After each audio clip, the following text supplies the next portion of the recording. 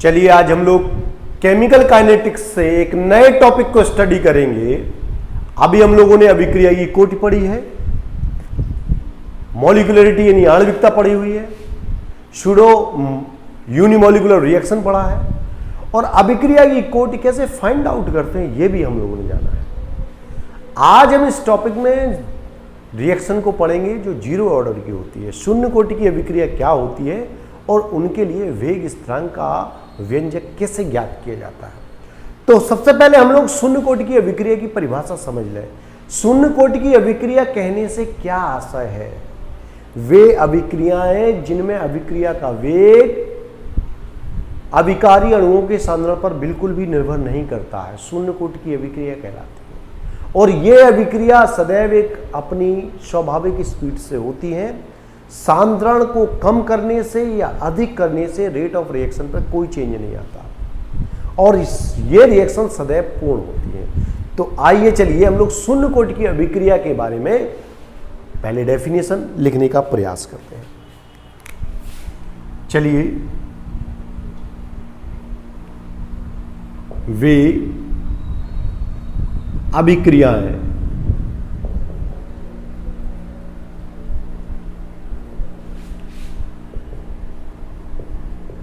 जिनमें अभिक्रिया का वेग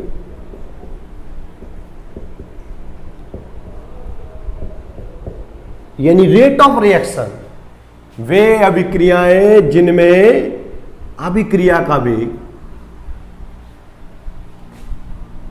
एक भी अभिकारी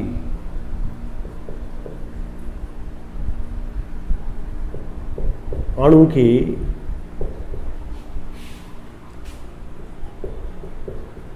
सांद्रण पर निर्भर नहीं करता है। शून्य कोटि की अभिक्रिया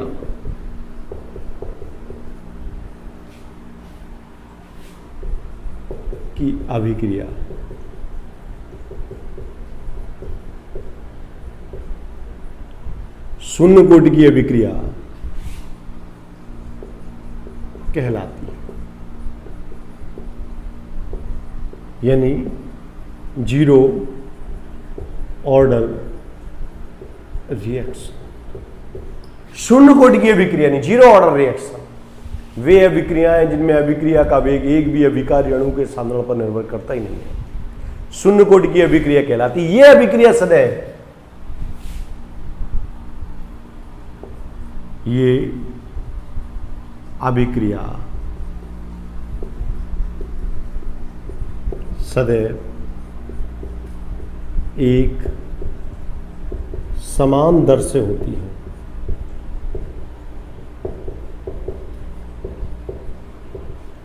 यह अभिक्रिया सदैव एक समान दर से होती है तथा सदैव पूर्ण होती है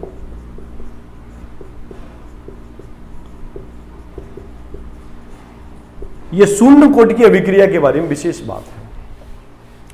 चलिए, तो शून्य कोटि की अभिक्रिया के बारे में वेग स्थिरांक के व्यंजक के लिए हम एक रिएक्शन मान लेते हैं। कोई पदार्थ ए है और वो प्रोडक्ट में परिवर्तित हो रहा है। माना कि कोई अभिक्रिया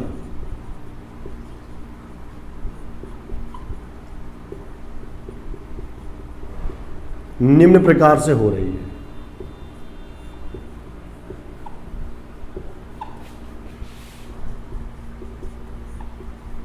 माना ही कोई अभिक्रिया निम्न प्रकार से हो रही है।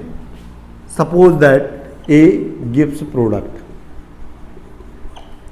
यदि time is equal to zero यानी रिएक्शन अभी स्टार्ट हो रही है, रिएक्शन प्रारंभ हो रही है, रिएक्शन स्टार्ट हो रही है, time is equal to zero, तब ए का जो कंसंट्रेशन है वो ए है और ये time is equal to t, तो इसमें से एक्स अमाउंट निकलेगा।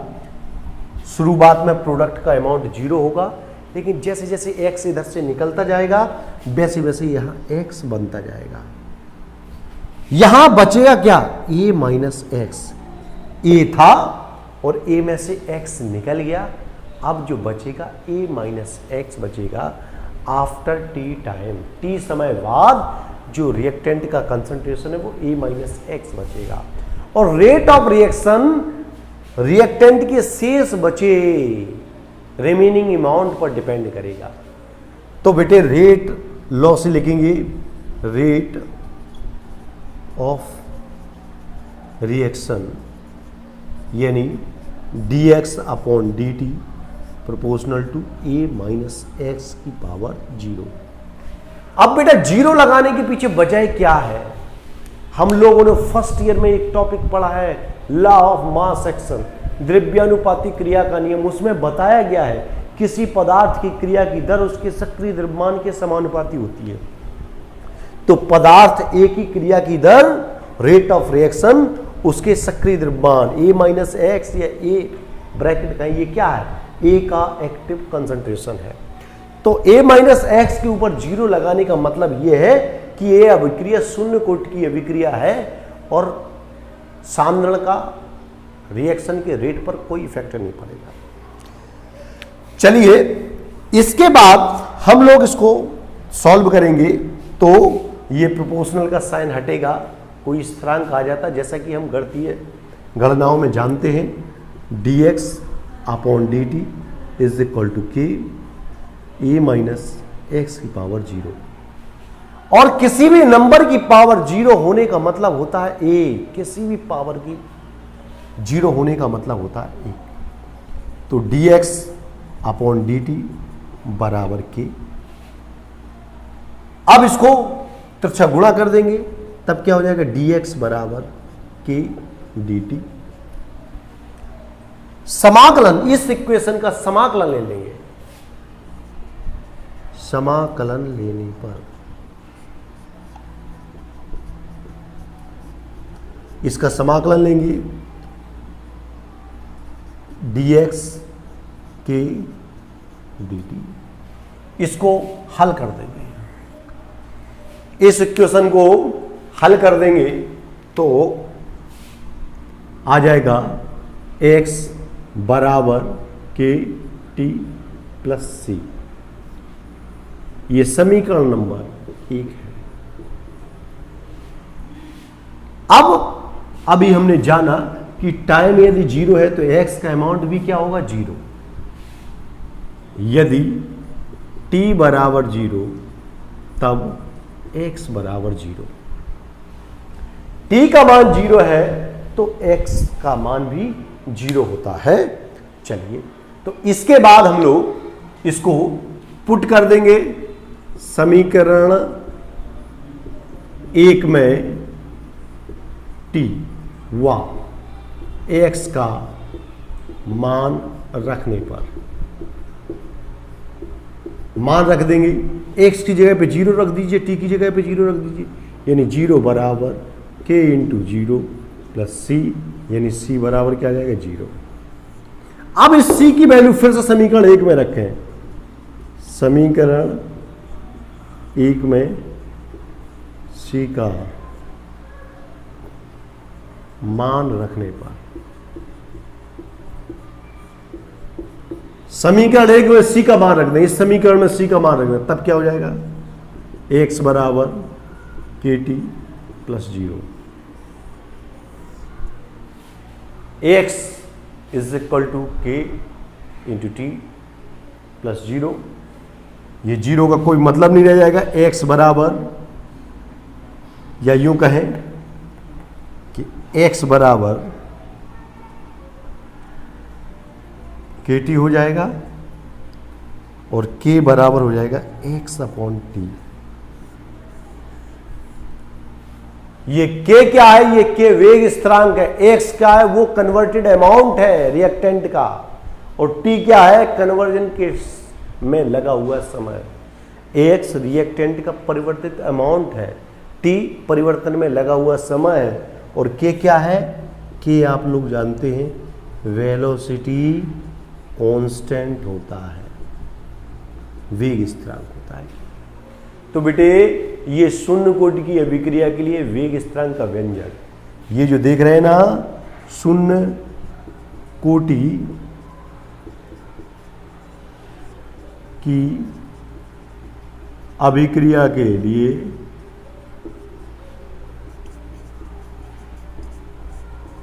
वेग स्थिरांक का व्यंजक है।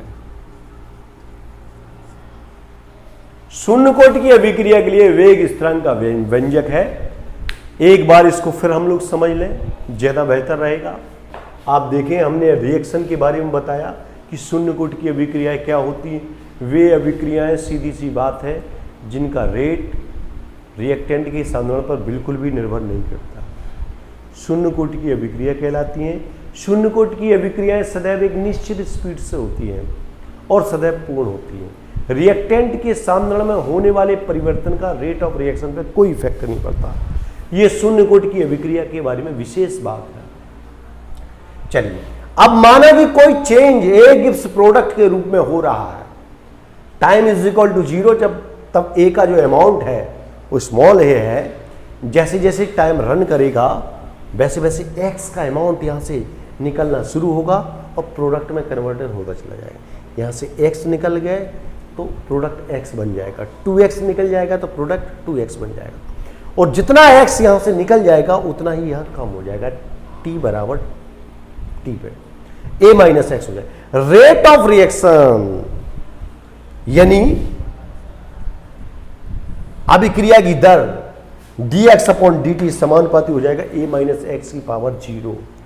a माइनस एक्स की पावर 0 होने का मतलब होता है शून्य कोटि की अभिक्रिया। और इसको आगे सॉल्व किया, a माइनस एक्स की पावर 0 का मतलब 1 हो गया, 1 का इसमें गुणा करेंगे कोई मतलब नहीं रह जाएगा। dx upon dt is equal to k, ये आ जाएगा इक्वेशन। इसको तिरछा गुणा कर दिया, dx बराबर k dt हो जाएगा। समाकलन लेंगे, समाकलन लेने पर dx is equal to k समाकलन dt हो जाएगा। इसको आगे हल कर देंगे तो आ जाएगा x बराबर kt प्लस c। अभी यहां लिखा नहीं है कि c क्या चीज है, हमें लिखना चाहिए यहां c बराबर समाकलन स्थिरांक। c समाकलन स्थिरांक है, जो यहां c आ रहा है, ये c क्या है, c समाकलन स्थिरांक है। यदि t बराबर 0 तब x बराबर भी 0 होता है। समीकरण 1 में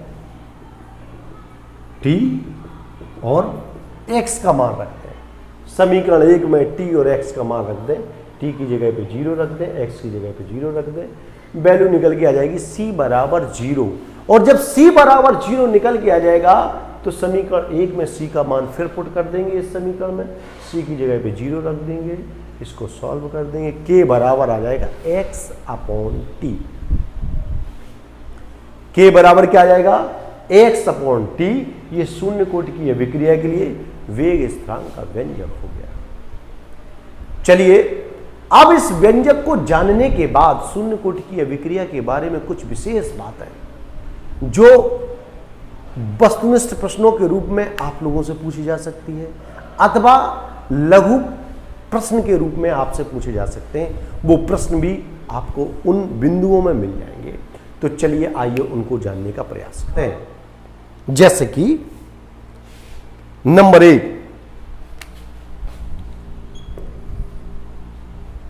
शून्य कोटि की अभिक्रिया के लिए जीरो ऑर्डर ऑफ रिएक्शन, शून्य कोटि की अभिक्रिया के लिए नंबर 1 बात, वेग स्थिरांक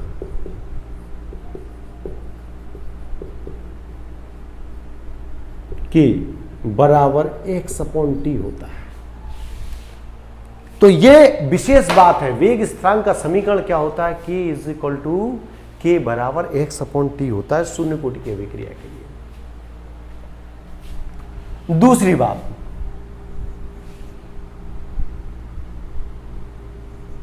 शून्य कोटि की अभिक्रिया के लिए, शून्य कोटि की अभिक्रिया के लिए ए वर्सेस टाइम के मध्य ग्राफ में सीधी रेखा, स्ट्रेट लाइन, सीधी रेखा प्राप्त होती है। यह दूसरी और महत्वपूर्ण बात है। सीधी रेखा प्राप्त होती है ए वर्सेस टाइम के मध्य। ठीक है। अच्छा, तीसरी बात, शून्य कोटि की अभिक्रिया का वेग स्थिर रहता है और यह वेग स्थिरांक के बराबर होता है, स्थिर रहता है। अब ये बात मैंने पहले भी बताई है कि ये अभिक्रिया सदैव एक नॉर्मल स्पीड से होती है। तो लिखेंगे शून्य कोटि की अभिक्रिया के लिए, शून्य कोटि की अभिक्रिया के लिए वेग स्थिर रहता है तथा यह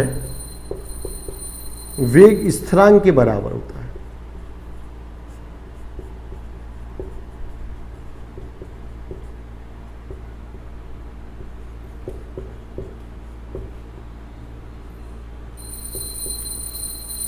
शून्य कोटि की अभिक्रिया के लिए वेग स्थिर रहता है और यह वेग स्थिरांक के बराबर होता है। चौथी बात,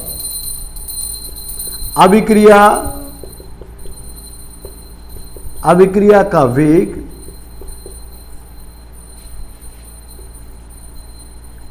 रिएक्टेंट्स के सांद्रण पर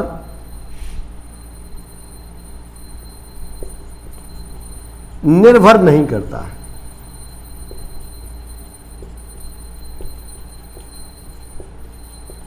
इसका मतलब यह हुआ, आप रिएक्टेंट का सांद्रण बढ़ा दीजिए, रिएक्टेंट का सांद्रण घटा दीजिए, रेट ऑफ रिएक्शन पर कोई प्रभाव नहीं पड़ता। अगली बात, शून्य कोटि की अभिक्रिया के लिए वेग व वेग स्थिरांक का मात्रक यानी यूनिट समान होती है।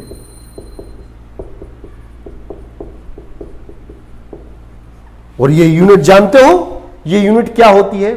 ये यूनिट होती है, ये यूनिट होती है, स्थिरांक का मात्रक समान होता है और ये यूनिट होती है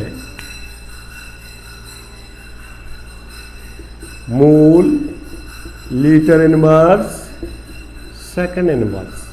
ये वेग का भी मात्रक है, यही वेग स्थिरांक का मात्रक है शून्य कोटि की अभिक्रिया के लिए। ये याद रख, ये बात मैंने पहले भी बताई है। Mole 1 minus n, n minus mole 1 minus n, litre n minus 1 second inverse.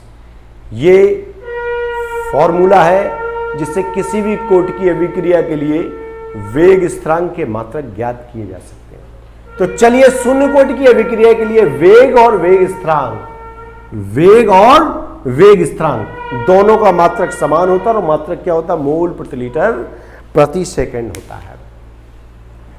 चलिए, एक और अगली बात, शून्य कोटि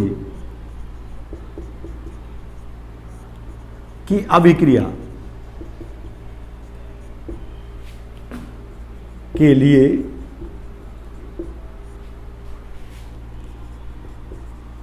अर्ध आयुकाल, अर्ध आयुकाल यानी टी हाफ। अब आप लोग सोच रहे हैं ये अर्ध आयुकाल क्या होता है, तो जान लीजिए अर्ध आयुकाल क्या होता है। किसी अभिक्रिया में रिएक्टेंट का सांद्रण आधा होने में जो समय लगता है वह उस अभिक्रिया का अर्ध आयुकाल कहलाता है। सपोज दैट रिएक्शन में जो रिएक्शन हो रही है उनमें रिएक्टेंट के मोल 100 हैं, 100 अणु क्रिया करने जा रहे हैं, 100 में से जिस समय में वो 50 रह जाएंगे तो 50 होने में जो समय लगेगा उसे हम कहेंगे अर्ध आयु काल। मतलब रिएक्शन में रिएक्टेंट का सांद्रण आधा होने में लगा हुआ समय या किसी अभिक्रिया के आधा पूर्ण होने में लगा हुआ समय उस अभिक्रिया का अर्ध आयु काल कहलाता है। और इस अर्ध आयु काल को हम लोग टी हाफ से प्रदर्शित करते हैं, टी के बेस में हाफ। शून्य कोटि की अभिक्रिया के लिए अर्ध आयु काल टी हाफ हुआ ए में निम्न संबंध होता है।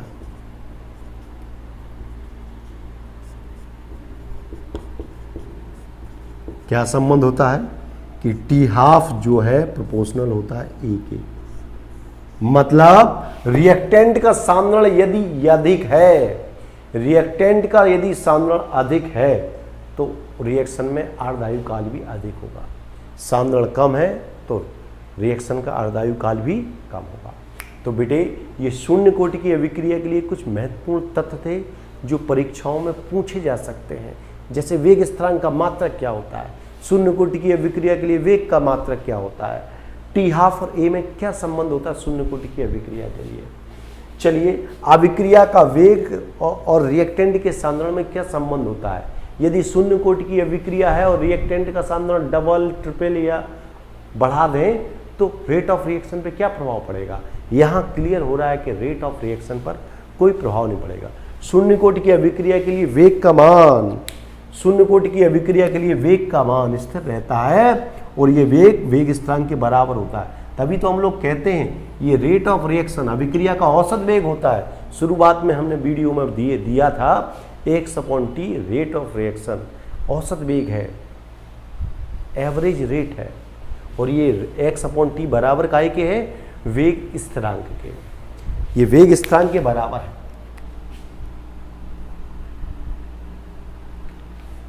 वेग स्थिरांक के बराबर है। तो शून्य कोटि की अभिक्रिया के लिए काफी कुछ बातें हमने जानी। अब चलिए आइए देखते हैं कि शून्य कोटि की अभिक्रिया के लिए कुछ महत्वपूर्ण उदाहरण अभिक्रियाएं जिनकी सहायता से हम लोग शून्य कोटि की अभिक्रिया को समझ सकते हैं बेहतर तरीके से। आइए अब देखते हैं कि शून्य कोटि की अभिक्रिया के लिए कौन कौन सी अभिक्रियाएं हैं जो शून्य कोटि की अभिक्रिया को फॉलो करती हैं। शून्य कोटि की डेफिनेशन को हमने समझा, यानी रेट ऑफ रिएक्शन रिएक्टेंट के सांद्रण पर डिपेंड करता ही नहीं है।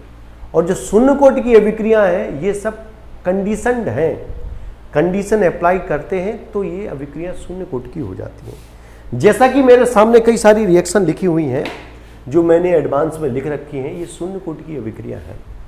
ठीक है, सब में परिस्थितियां लगी हुई हैं। ये देखो, ये जो रिएक्शन आप देख रहे हैं H2 + Br2 2HBr, अगर जैसी ये लिखी है ऐसी लिखी मिलती है तो ये रिएक्शन द्वितीय कोटि की है, सेकंड ऑर्डर रिएक्शन है। और इस रिएक्शन का रेट जो है हाइड्रोजन के सांद्रण पे भी डिपेंड करेगा और ब्रोमीन के कंसंट्रेशन पे भी डिपेंड करेगा। लेकिन चूंकि अब यहां एक कंडीशन लगाने वाले हैं, बंद नली में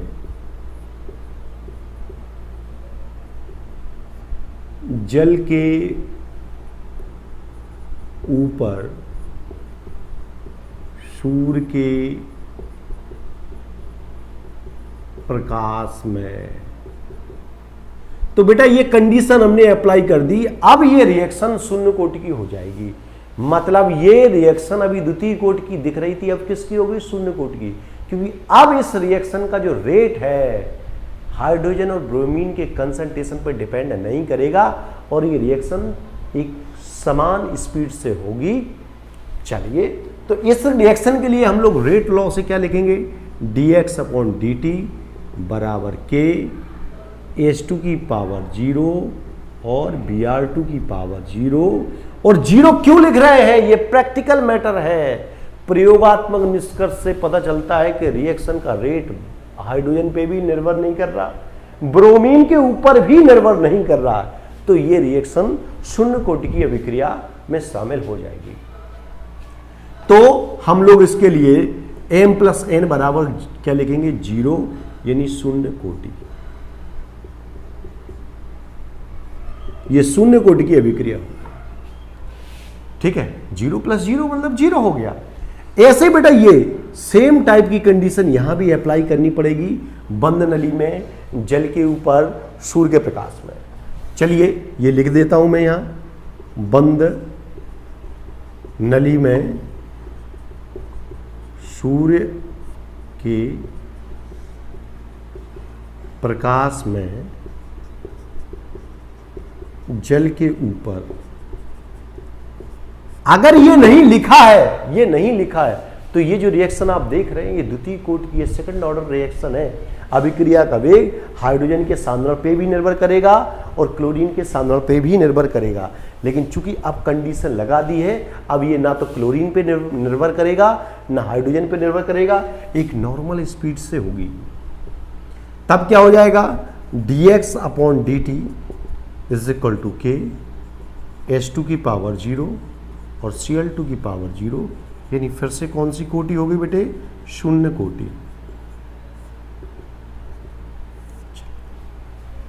तो शून्य कोटि की अभिक्रिया होने की वजह है अभिक्रिया का रेट जो है सांद्रण पर डिपेंड नहीं करना चाहिए।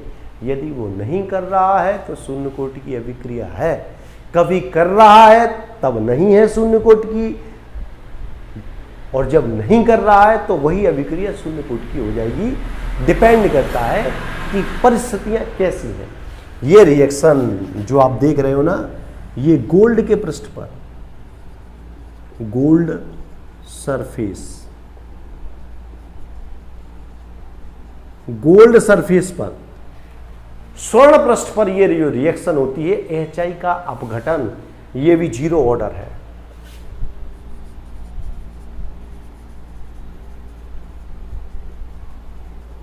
ये भी शून्य कोटि की अभिक्रिया है। ये देख रहे हो आप, ये अमोनिया का अपघटन, अमोनिया का अपघटन टंगस्टन के पृष्ठ पर, W के पृष्ठ पर, टंगस्टन के सरफेस पर। W वोल्फ्रम बोलते हैं, टंगस्टन एक तत्व है। टंगस्टन के पृष्ठ पर ये अपघटन शून्य कोटि की अभिक्रिया, 0 ऑर्डर रिएक्शन।